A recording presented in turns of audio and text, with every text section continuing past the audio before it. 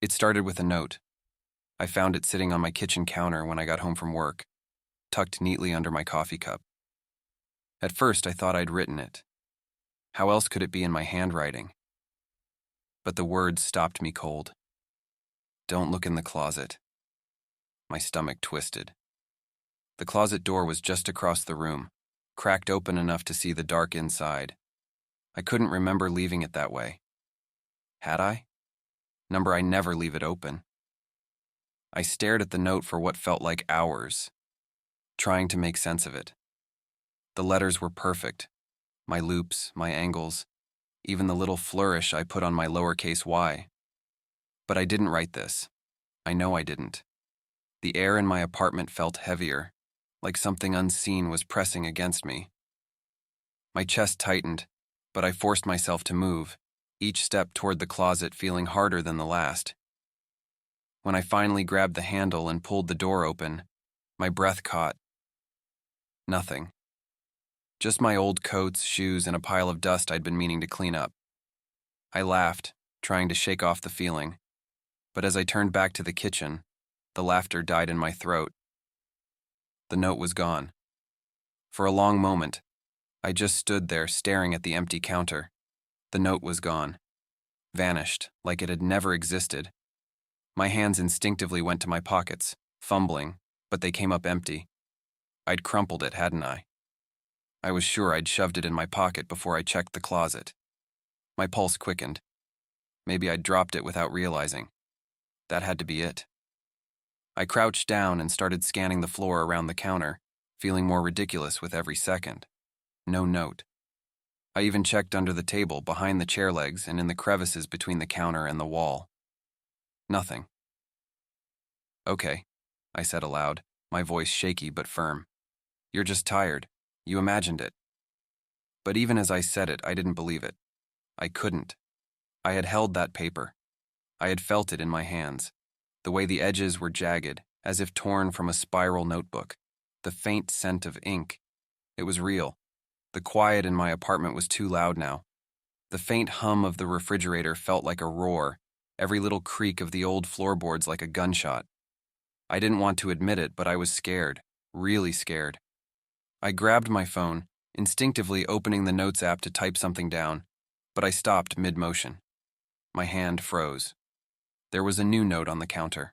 My breath hitched as I stared. It hadn't been there a second ago.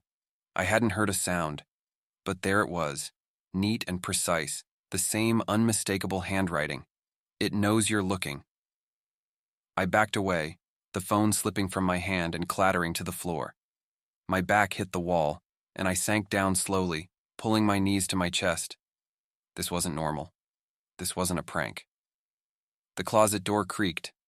I whipped my head around so fast my neck protested, but the door was still open, still empty. At least I thought it was empty. I stared at the shadows inside, my breath shallow. For a moment I thought I saw something move.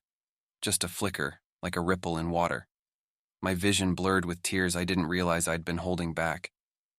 "Stop it," I whispered. "Stop."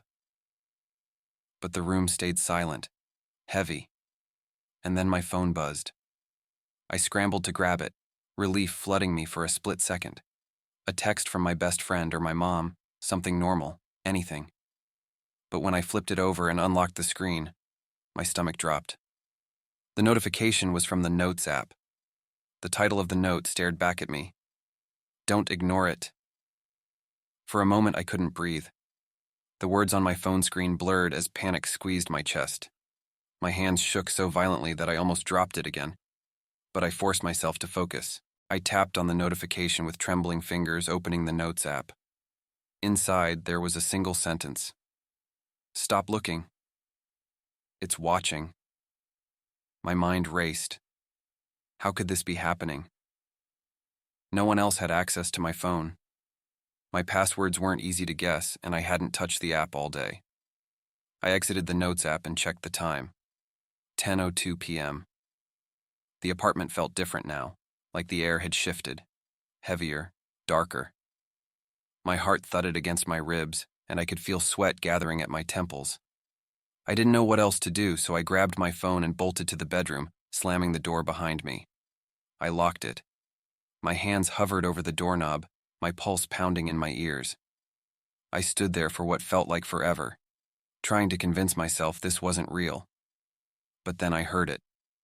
A faint creak, like weight shifting on the floorboards. It came from the kitchen. I didn't want to believe it. I didn't want to think about the possibility that someone or something was in my apartment. But the sound came again, louder this time. I backed away from the door, clutching my phone like it was a lifeline.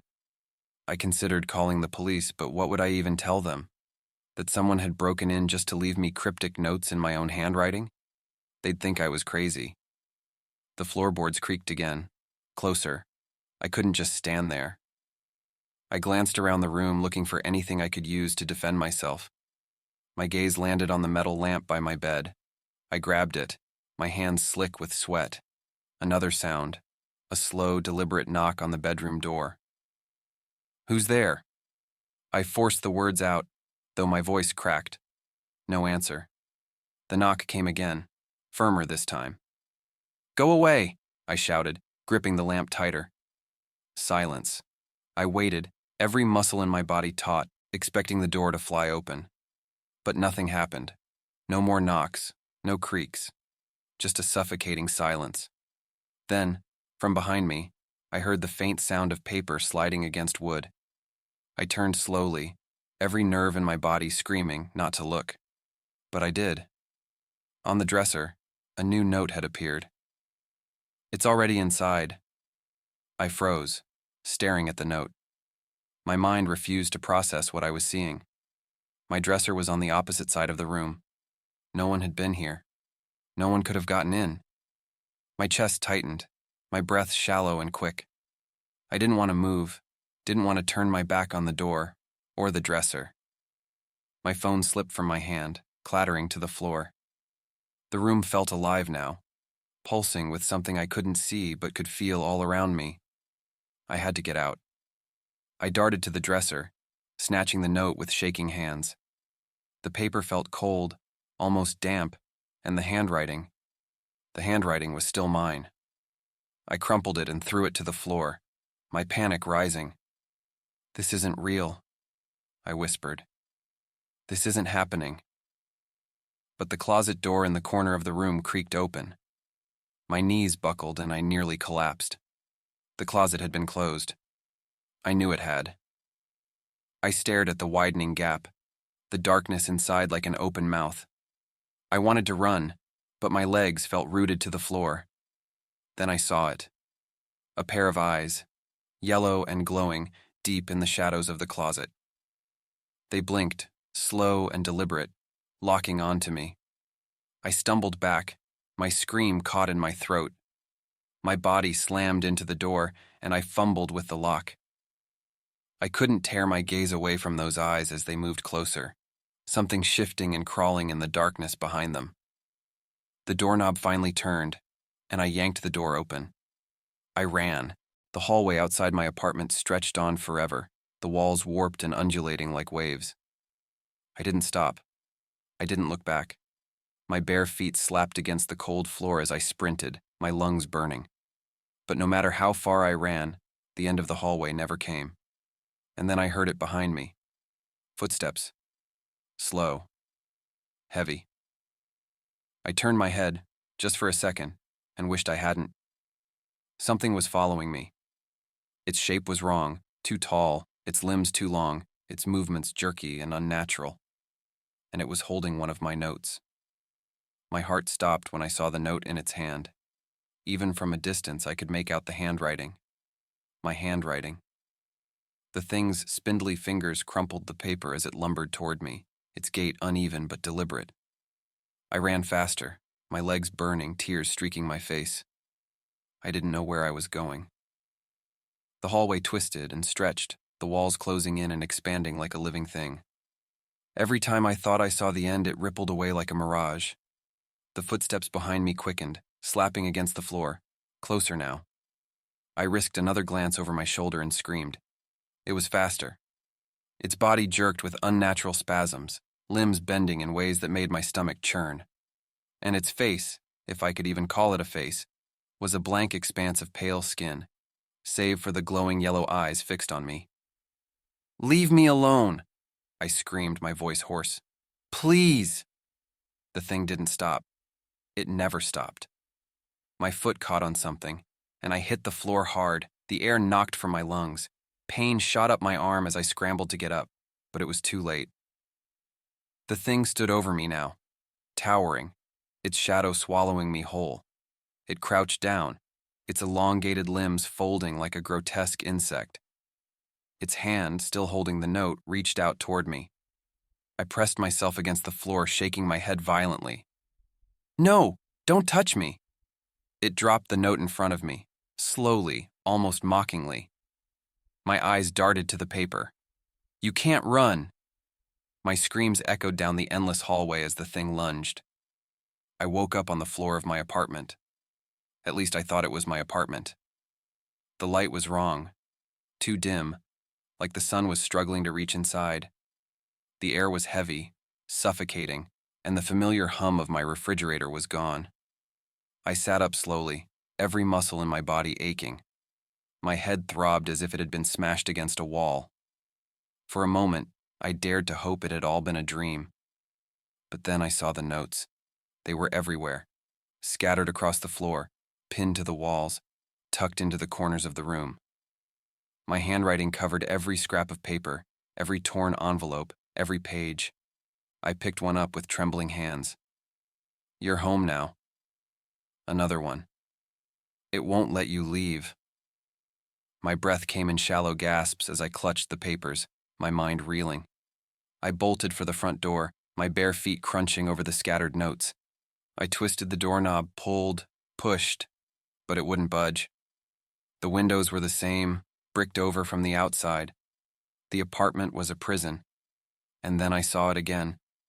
The thing stood in the corner of the room watching me with those glowing yellow eyes. It didn't move.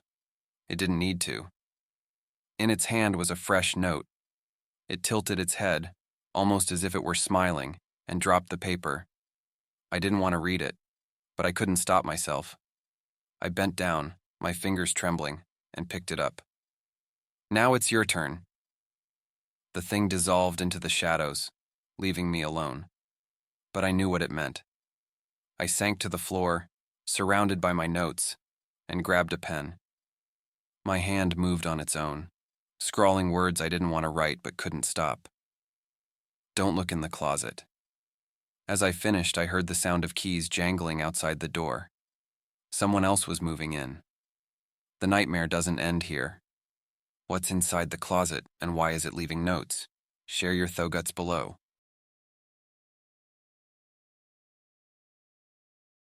I first noticed Rufus growling during dinner.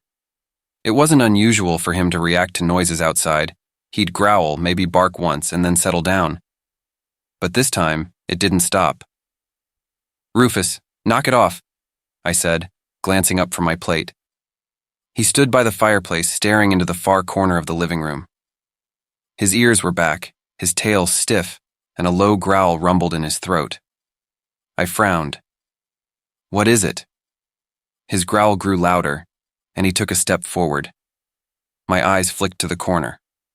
There was nothing there, just the floor lamp and a stack of boxes I hadn't unpacked yet. Still, I couldn't shake the unease creeping over me. "Come here, boy," I said, patting my leg. Rufus didn't move. He barked instead, sharp and frantic, his eyes locked on the corner like he was warning something to stay back. My chest tightened. I stood up slowly, the room suddenly too quiet. I walked toward the corner, my footsteps hesitant. Rufus followed me, whining softly now. I reached out to the lamp, checking behind it, pushing aside the boxes. Nothing. But I couldn't shake the feeling. The hairs on the back of my neck stood up, and my heart raced like I'd just run a mile. When I turned back to Rufus, he was crouched low, his teeth bared, and he was staring at me like I'd done something wrong. Or worse, like something was standing behind me. My breath hitched as I spun around, expecting to see... what exactly? Someone? Something? The corner of the room was empty, just as it had been a moment ago. The shadows from the lamp didn't shift or ripple, but Rufus's growl deepened behind me. "Stop," I whispered, though I wasn't sure if I was talking to him or to myself. My voice trembled and the words felt hollow. Rufus took a step forward, his body pressed low to the ground, his teeth bared. He wasn't growling at the corner anymore. He was looking past me. My knees went weak. "Rufus, enough!" I snapped, desperate to break the moment. The growling stopped, but only because he let out a sharp bark, his whole body jerking as though he were lunging forward. The sound echoed too loudly in the small room, and I flinched hard enough to stumble a step. There was still nothing behind me. I stood there for a long moment, staring at the empty space, waiting for something, anything, to move. The silence pressed in around me like a suffocating weight. I couldn't explain it, but the room didn't feel right anymore. The air was heavier, colder. Finally, I turned back to Rufus. He had backed up, tail low, his body pressed into the rug. His eyes didn't meet mine. Instead, he stared at the same corner as before, his lips curling in a silent snarl. I sat down on the couch, trying to steady my breathing. "It's nothing," I said aloud, more to myself than to him. "It's just the shadows, maybe a draft." Rufus didn't react. He stayed locked on the corner, his ears twitching slightly as if he were listening for something. I grabbed my phone, needing the distraction, and flipped to the camera app. I aimed it at the corner. Maybe seeing the empty space on the screen would make me feel better, like the cold knot in my stomach wasn't warranted. The camera showed what I expected, the corner of the room dim and still. But as I watched the screen, something shifted. It wasn't movement, not exactly. The shadows seemed darker, deeper, as though they were stretching toward the edges of the frame. I blinked and lowered the phone, glancing up with my own eyes. Nothing had changed. The corner was just the same, a pile of boxes and the old floor lamp. My phone buzzed in my hand, making me jump so hard I nearly dropped it. Rufus barked again, sharp and frantic as if responding to the sound. I glanced at the screen. A notification. Low battery. The screen dimmed, the faint glow making the room feel darker. Rufus started growling again. This time, it wasn't low and steady. It came in broken, shuddering bursts, almost like he was scared. I set my phone down and stood, my chest tightening. The corner of the room felt wrong again. No, worse. It felt alive. I took a step back, unable to take my eyes off it. Rufus whimpered, crawling backward on his belly until he was pressed against my legs. Something scratched against the floor. Just once. Not Rufus. Not me. The sound came from the corner. The scratch echoed in the silence, soft but deliberate. My breath caught, and my legs felt frozen in place. Rufus pressed harder against me, his trembling body warm against my shins.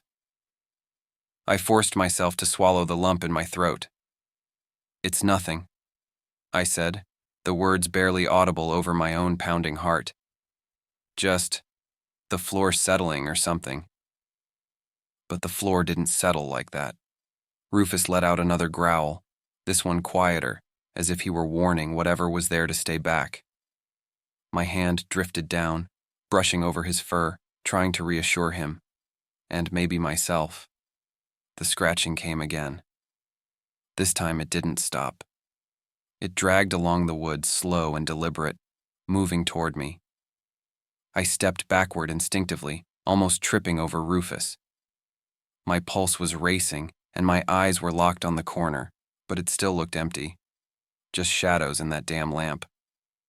"Hello?" I called, hating how small and shaky my voice sounded. No answer. The scratching stopped. The silence was worse.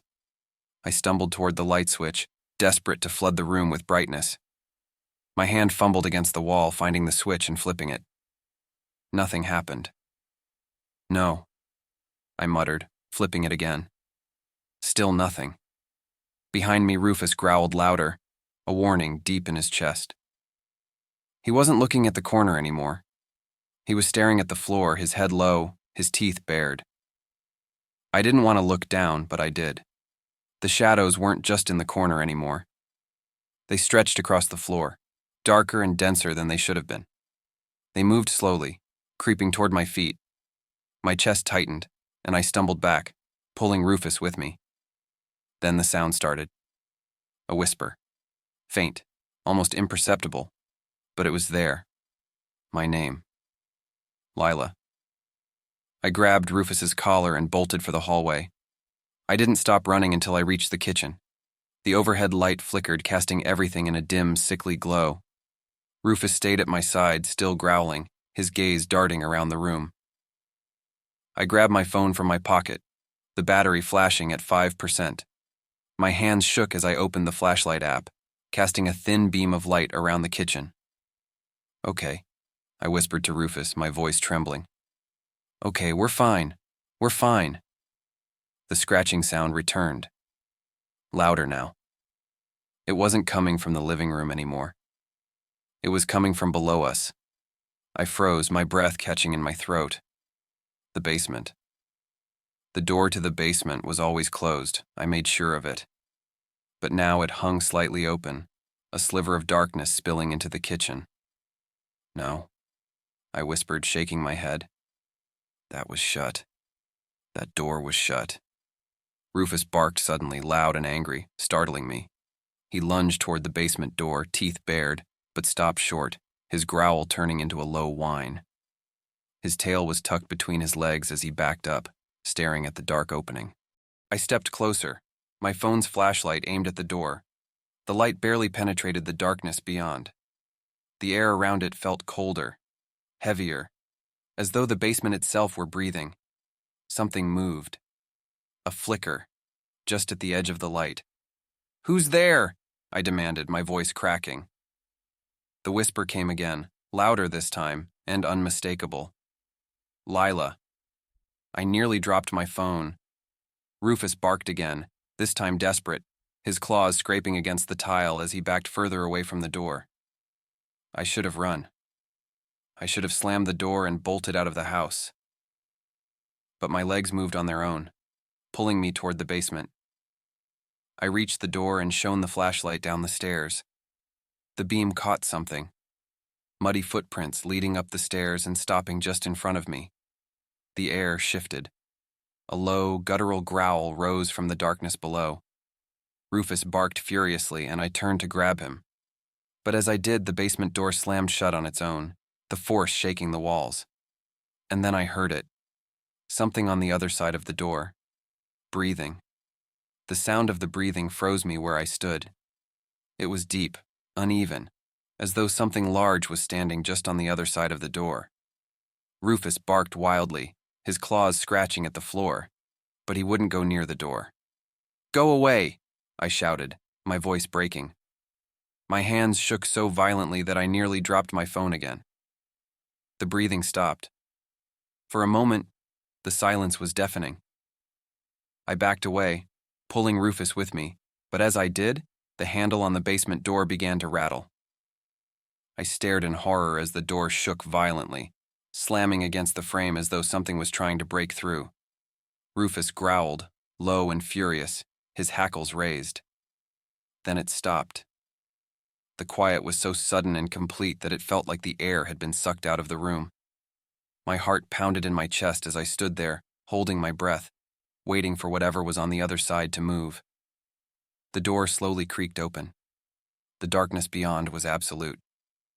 My flashlight barely illuminated the top of the stairs, but something was there. A shape, tall, impossibly tall, with limbs too long and thin. It moved jerkily, its body silhouetted against the faint glow of my phone. Rufus lunged, barking and snapping, but he stopped short of the door as though an invisible barrier held him back. The figure stepped forward, its head tilting unnaturally to the side. It had no face, just smooth, pale skin stretched over its skull. And its eyes, if I could even call them that, glowed faint yellow in the dark. My stomach turned. I couldn't move. It took another step, its foot landing in the beam of my flashlight. Muddy footprints. It whispered again. The same raspy voice, but this time louder and more insistent. "Lila." I screamed, grabbing Rufus by the collar and running toward the front door. The air seemed to grow heavier as I moved, my limbs sluggish, but I managed to wrench the door open and tumble outside. Rufus barked once more, and then everything went silent again. I turned to look back at the house, my breath coming in ragged gasps. The door to the basement was shut again, but the faint glow of yellow eyes watched me from the front window. I didn't stop running until I reached the end of the driveway. Rufus stayed glued to my side, still growling softly, his body trembling as much as mine. I fumbled with my phone, trying to call someone, anyone, but the screen had gone black. Dead battery. "Come on," I muttered, half to myself, half to Rufus. I needed to think, to figure out what to do next. The wind was biting, cold enough to sting my skin, but it wasn't just the chill that made me shiver. I glanced back at the house, its windows dark and lifeless.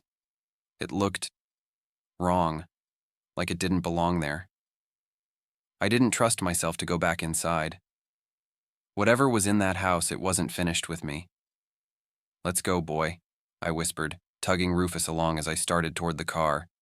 But as I reached for the handle, Rufus stopped short, his growling intensifying. I froze, following his gaze. The muddy footprints were back. They trailed from the front door, across the porch, and down the driveway, ending right behind me. I spun around, my flashlight sweeping over the empty street. Nothing. No one. "Get in the car," I whispered, shoving Rufus inside. My hands fumbled with the keys, shaking so badly it took me 3 tries to get them in the ignition. The engine roared to life, and I slammed my foot on the gas, speeding away from the house. I didn't look back. But even as I drove, the feeling of being watched didn't leave me. Rufus huddled in the back seat, his growling fading into a low, pitiful whine. And then I saw them. The footprints.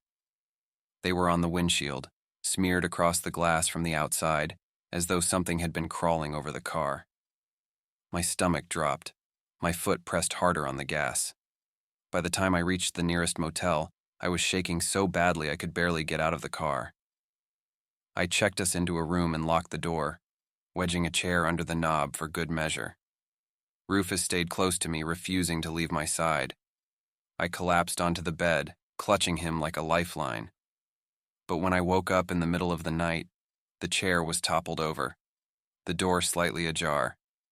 And there, in the middle of the room, was a single muddy footprint. What would you do if the footprints followed you? Could you face the darkness, or would you run like Lila? Share your thoughts in the comments. I wasn't expecting to find anything strange that evening. I had been working late, papers strewn across the coffee table, and decided to tidy up before crashing for the night. That's when I saw it, a small black USB stick sitting neatly in the center of the table. I froze. I didn't own a USB stick like that, and I certainly hadn't left one there. My first thought was that I'd brought it in absent-mindedly, maybe from a drawer or bag. But no, the longer I stared, the more certain I became. I'd never seen it before. Curiosity outweighed my unease, and I grabbed my laptop, plugging the USB in with trembling hands. There was only one file inside, its name a string of numbers. The date caught my eye. Last night. A chill ran down my spine as I double-clicked the file. The video was grainy but clear enough to recognize immediately. My bedroom. The bed was neatly made, just like it had been this morning. The angle was off, though, like it had been filmed from the corner of the room, up high. And then I saw myself. I was lying there in the middle of the bed, sound asleep. My chest rose and fell steadily, my face peaceful in the dim light. I slammed the laptop shut, my pulse racing. I live alone. My heart was pounding so hard I thought I might throw up. I live alone. The words kept repeating in my head like a mantra, each time more chilling than the last. I tried to think of an explanation, any explanation, but none of them made sense. I hadn't invited anyone into my home. I hadn't set up a camera. And even if I had, how had this USB stick ended up on my coffee table? Rufus barked once, startling me. Oh. I didn't have a dog. I was alone. Truly alone. I took a deep breath, forcing myself to move. The USB stick felt heavier now, almost as if it were radiating heat. I yanked it out and tossed it onto the table, resisting the urge to throw it across the room. My apartment suddenly felt smaller, darker. The faint hum of the refrigerator seemed louder than usual, and the creaking floorboards under my feet made me jump every time I shifted my weight. I stood, my knees trembling, and walked slowly to the front door. It was locked, deadbolt and all. The windows were closed too, their latches in place. I even checked the tiny bathroom and the closet, my breath catching with every door I opened. No one was here. So how had the recording been made? I returned to the living room, the USB stick still sitting on the table like a bad omen. My laptop was closed, but I couldn't shake the image of myself sleeping. It had felt wrong to watch it. Intimate in a way that wasn't comforting. It was invasive. I reached for my phone and dialed the landlord. The line rang 3 times before his groggy voice answered. Yeah? He muttered, clearly annoyed. Hey, it's Alex in 3B, I said, trying to keep my voice steady. Has anyone been in my apartment recently? Maintenance or anyone at all? No, he said after a pause. Why? Something wrong? No, I lied, my voice tight. Just wanted to check. Thanks. I hung up before he could ask any questions. My gaze drifted back to the USB stick. Against my better judgment, I picked it up again, turning it over in my hand. It was smooth and cold, completely ordinary in every way. Except for what it held. And then it hit me. I hadn't looked at the entire recording. I'd shut the laptop too quickly. What if there was more? What if there was something, someone, I hadn't seen yet? The thought sent a fresh wave of terror through me, but I couldn't stop myself. My fingers moved on their own, opening the laptop and plugging the USB stick back in. The file was still there. My finger hovered over the trackpad, my pulse pounding in my ears. I didn't want to watch it again, but I had to. I clicked play. The screen flickered to life, and there it was again. My bedroom. The angle was the same as before, high up in the corner, capturing everything. There I was, lying on my back, the faint rise and fall of my chest the only movement in the room. I clenched my jaw, forcing myself to watch, my eyes scanning every corner of the screen. The video played in silence for what felt like an eternity. 2 a.m., 2:15 a.m. The recording continued without a sound, except for my occasional restless movement. The stillness in the room was unbearable. Then at 2:47 a.m., the bedroom door creaked open. My breath caught. I hadn't noticed it before, but now it was impossible to miss. The door didn't swing open all the way, just a few inches, enough for the darkness outside to spill into the room. I leaned closer to the screen, my heart hammering in my chest. Nothing moved. Nothing came through the door. But then the shadows inside the room began to shift, as if something was stepping inside. The whispering started. At first it was faint, almost like static. But as I strained to hear, the sound became clearer. My name. A voice, soft and rasping, repeating it over and over.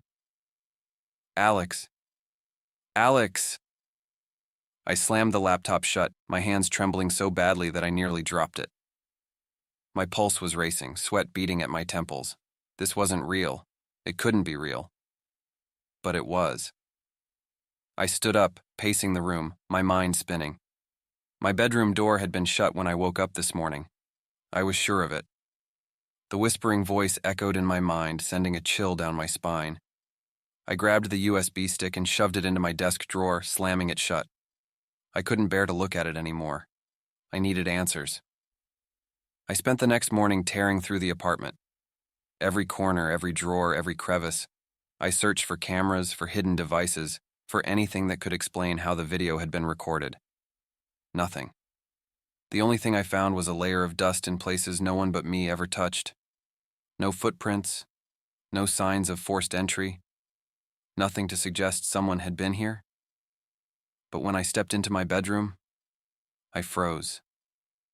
The doorframe had scratches, tiny ones, almost imperceptible, like fingernails had been dragged along the wood. "Jesus," I whispered, backing away. My heart pounded as I crouched down to inspect them. They weren't there yesterday. I was sure of it. And then I noticed the window. There was a faint smudge on the glass, like a handprint, but larger. Too large. I stumbled backward, the room spinning around me, the door, the smudge, the voice in the video. Something was in my apartment. I grabbed my phone and opened the camera app.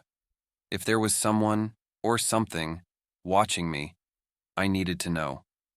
I propped the phone up on my dresser, angling it to capture the room as I slept. That night, I locked my bedroom door and shoved a chair under the handle. My chest felt tight, the air in the room heavy, as if the apartment itself was closing in on me. Rufus barked. No, I didn't have a dog. I had to remember that. I lay awake for hours, every creak of the old floorboards sending a fresh wave of panic through me. But eventually, exhaustion won, and I drifted into a restless sleep. The next morning, I didn't want to check the footage. I didn't want to see what might have happened while I slept. But I had to. With shaking hands, I picked up my phone and opened the video. The first few hours were normal, just me tossing and turning. The locked door and the chair remained in place. Until 3:14 a.m. The screen showed my bedroom door slowly opening, the chair scraping against the floor as though pushed by an invisible hand. The whispering began again, louder this time. "Alex. Alex. I see you." And then something moved across the screen. Not a person. Not anything I could name. Just a shadow, stretching unnaturally long, sliding toward the bed. Toward me. My hand jerked, and the phone slipped from my grasp, clattering onto the floor. I backed away from it, my breathing ragged. I couldn't believe what I'd seen. My bedroom door, the chair, the shadow. It wasn't possible. It couldn't be. But it was. The video was still playing, the sound of whispering filling the silence.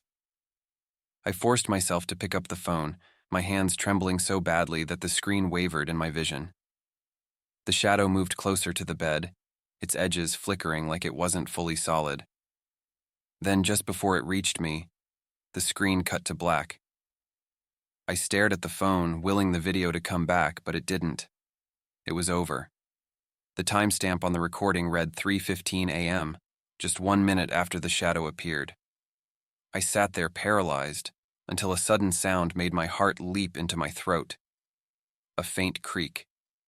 The bedroom door. I turned my head slowly, every nerve in my body screaming not to look. But I did. The door was open. Not all the way. Just a crack, enough to show the darkness beyond. I stood up, every muscle tense, and grabbed the nearest object I could find, a heavy book from my nightstand. It wasn't much, but it made me feel less helpless. "Who's there?" I called, my voice shaking. The silence was oppressive, thick enough to choke on. And then, from the darkness of the hallway, I heard it, the whispering. "Alex, Alex." It was closer now, louder. I stumbled back, my legs hitting the bed, and I nearly fell. My eyes stayed locked on the door, on the shadows spilling through the gap. Something was there. I couldn't see it, but I could feel it. The air was cold, heavy, pressing down on my chest like a weight. And then the door creaked open just a little more. I didn't think. I didn't plan. I just ran. Bolting out of the bedroom, I sprinted toward the front door, my bare feet slamming against the hardwood floor. The air in the apartment felt alive, like it was rippling and bending around me. The whispering followed, growing louder, more insistent. "Alex, don't run. Alex." I reached the door and yanked it open, the cool night air hitting me like a slap. I stumbled onto the landing, slamming the door shut behind me. but the whispering didn't stop. It seeped through the door, faint and taunting. My hands were shaking so badly I could barely unlock my phone. I called the landlord again, not caring that it was the middle of the night. "Hello? Alex?"